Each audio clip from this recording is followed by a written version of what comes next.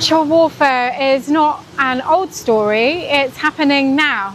Only days ago, America was shaken by the attack on Charlie Kirk, a young man whose message was simple: return to faith, defend freedom, and rebuild community.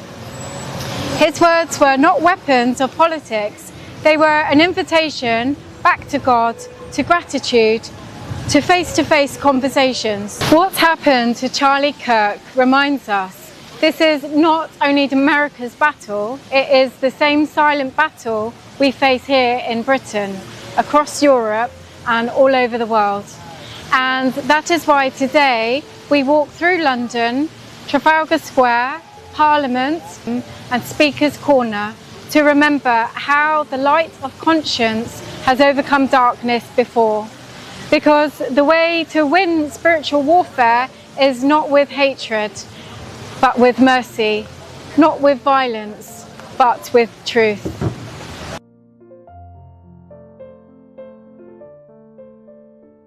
This square is more than stone lions and fountains. It is the conscience of the people.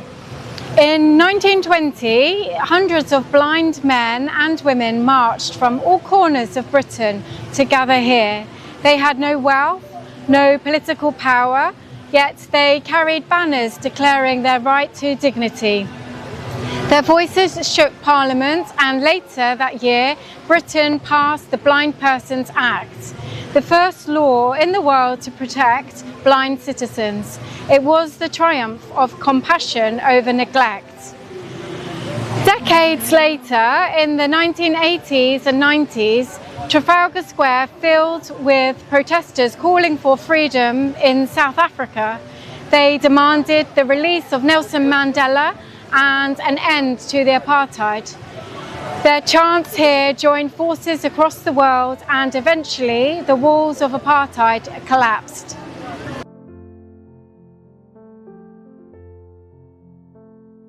And in 2003, nearly 1 million people filled this very square to oppose the war in Iraq. It became the largest peace protest in British history. Their message was clear: violence cannot bring peace. Only truth, justice, and mercy can. Trafalgar Square reminds us spiritual warfare begins not in the halls of power, but in the courage of ordinary people. People who refuse to hate, but choose to stand for conscience.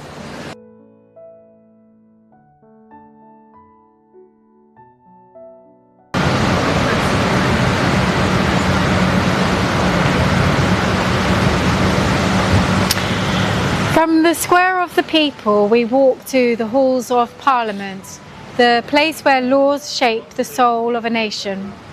In 1807, after 20 years of resistance, Parliament abolished the slave trade.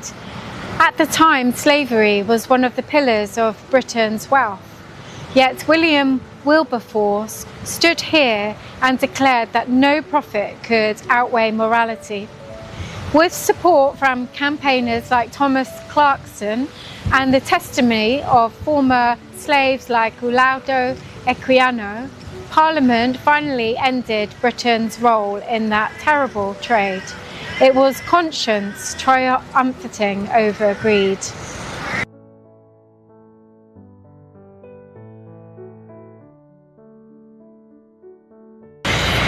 In 1918, Parliament passed the Representation of the People Act, granting women over 30 the right to vote. 10 years later, in 1928, all women over 21 gained the same rights as men. For decades, women had been ridiculed, imprisoned, even killed for demanding equality. Justice was delayed, but it could not be denied. After World War II, in 1948, Parliament founded the National Health Service, offering free healthcare for all at the point of need. At a time when the nation was still in ruins, Britain chose compassion over despair. In 1965, Parliament passed the Race Relations Act, the first law against racial discrimination in Britain. Imperfect, yes, but a step toward dignity and equality.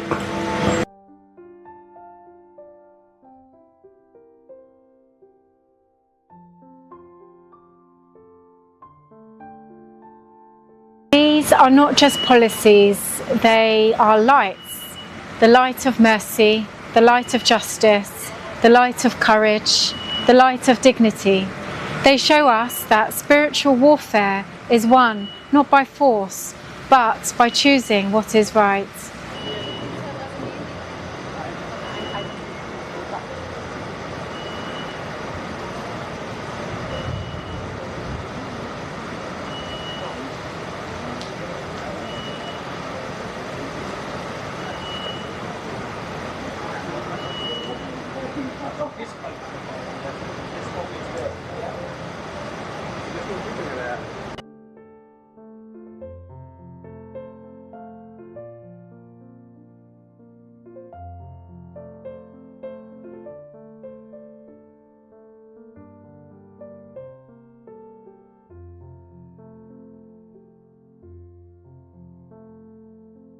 Here we arrive at Speaker's Corner in Hyde Park, London, perhaps the most famous open-air pulpit in the world.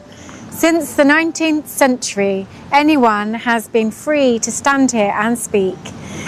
Here, writers like George Orwell warned against totalitarianism, urging Britain never to surrender its freedom of thought.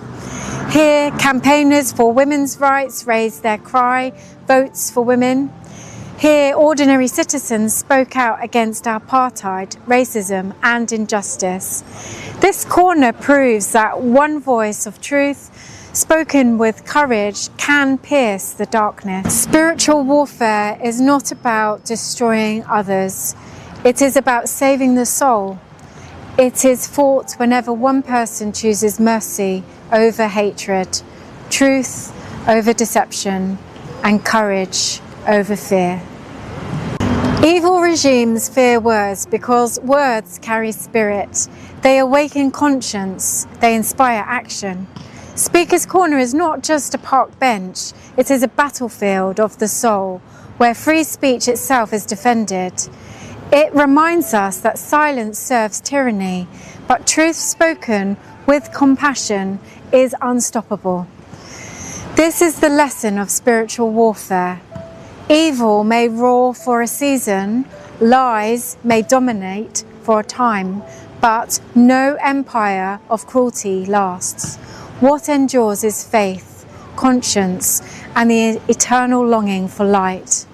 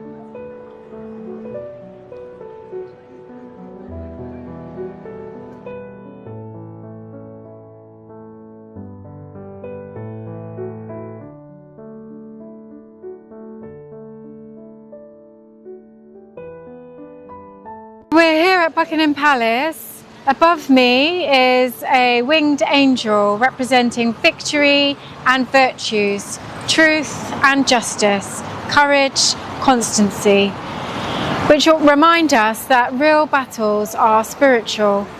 We win by holding to truth and mercy.